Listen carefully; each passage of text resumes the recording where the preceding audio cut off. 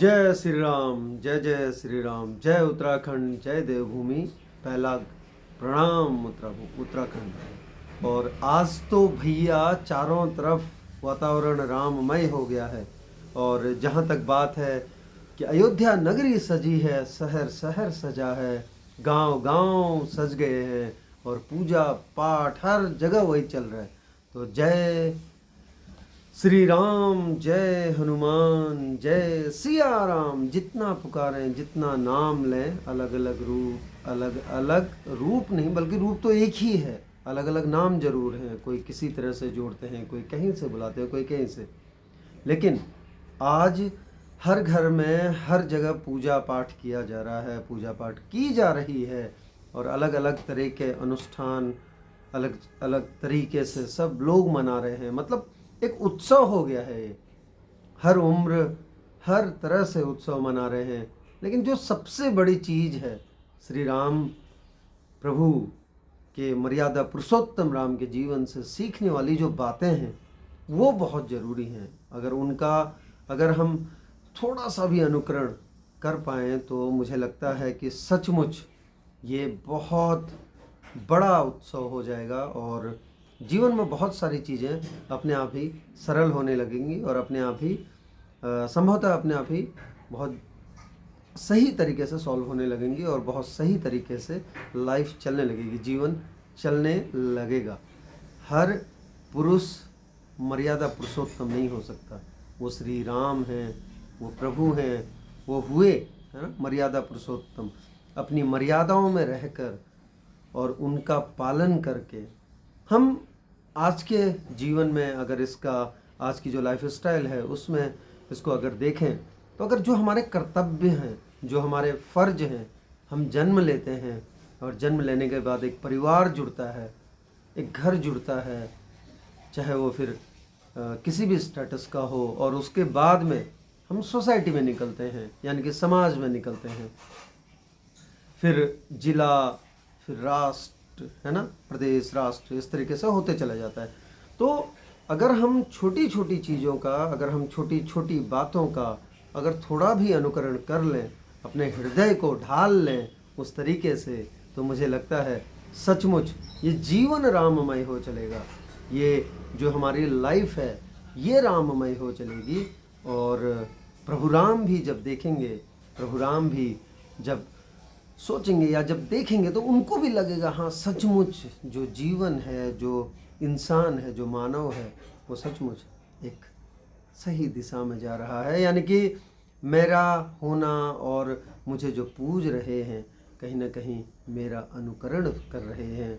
और सिर्फ आस्था के रूप में नहीं, सिर्फ भक्ति या पूजा के रूप में नहीं, बल्कि जीवंत रूप में कर रहे हैं।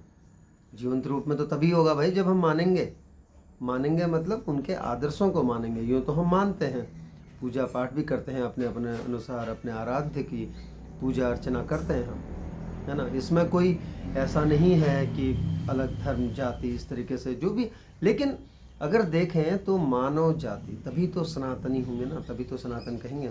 अब आप उसको कहीं भी जोड़ लो तो सबसे पहले तो हमें जो मानव धर्म है वहाँ से होना पड़ेगा। जो मर्यादा है हमारी, जो मर्यादाएं हैं, चाहे हम कहीं भी हो, मर्यादाएं जो हैं उनमें रहकर उनको सार्थक करना होगा और उन पर विचार करना होगा। सिर्फ विचार ही नहीं बल्कि अनुकरण भी करना होगा।